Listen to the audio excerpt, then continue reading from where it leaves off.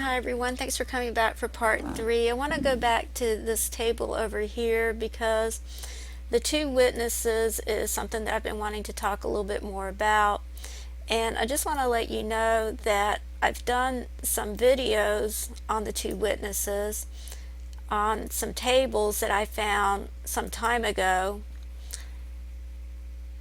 And as you can see, these two names come up right where it's talking about the two witnesses in Revelation 11.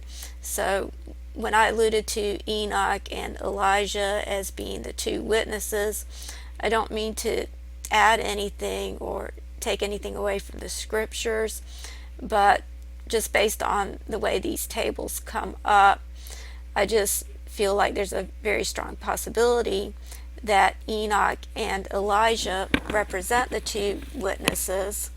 But as I've explained in that video that I did, I believe there's more to it than just Enoch and Elijah.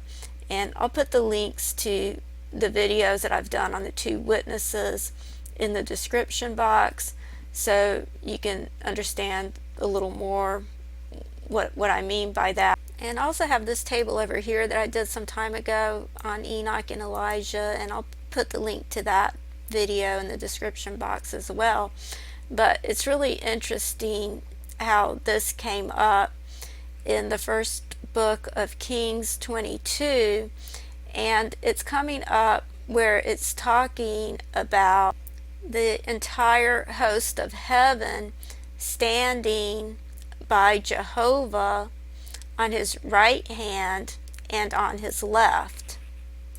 And you see that over here in the table, and then you have Elias over here in the pink, and then you have Enoch over here in the light red, and it looks like they're almost crossing each other.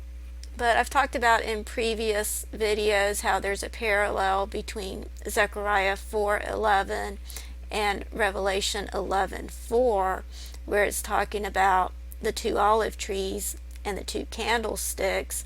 And in Zechariah 4:11, the angel is saying these are the two anointed ones that stand by the Lord of the whole earth. Then I've also talked about how in Natan's vision, when he saw the Mount of Olives split, he saw two people coming out of the mountain, one from each side of the mountain. And so I'll go ahead and play a little bit of this video. But over here it's saying in the moment that the mountain splits in two, in that second the Mashiach will be revealed to everyone, meaning before everyone, before everyone.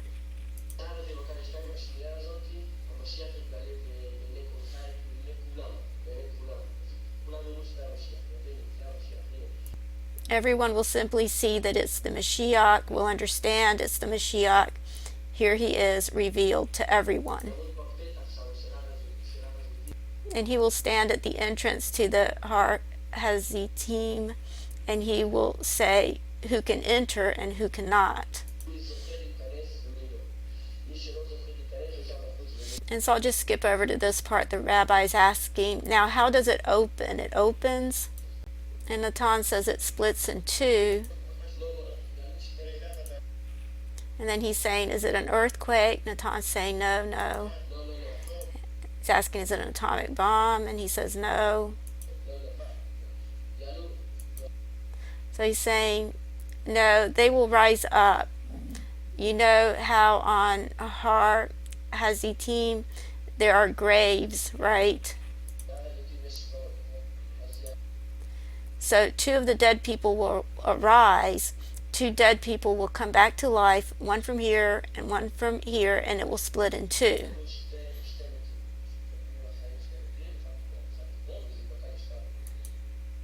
Okay, so he's explaining that they're going to come one from one side of the mountain and one from the other side of the mountain.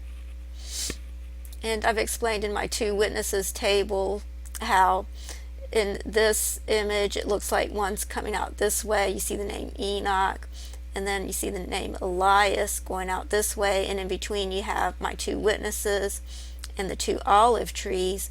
but when you put in the terms fire tongue, I had to play around with it a little bit to get these two names to come together so that the full names would be all in a row.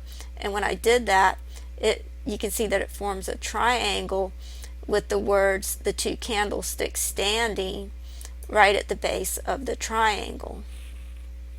But I've explained in some of my other videos that there's also this connection with Romans 11, because over here in the Hebrew it doesn't actually say the two anointed ones, it says the two sons of the oil, but this is not just regular oil.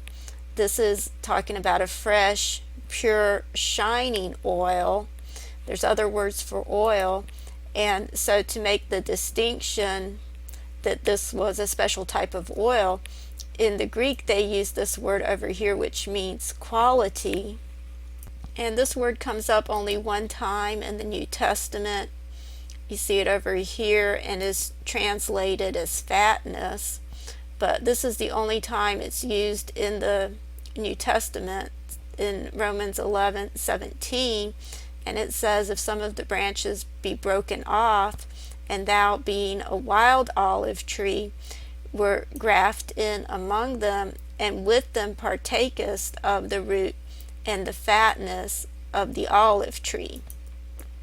So over here it's talking about the two types of olive trees, the natural olive trees, which would be natural Israel, and then the olive tree or the olive branches that are grafted in, that are wild olive branches, which would represent the Gentiles.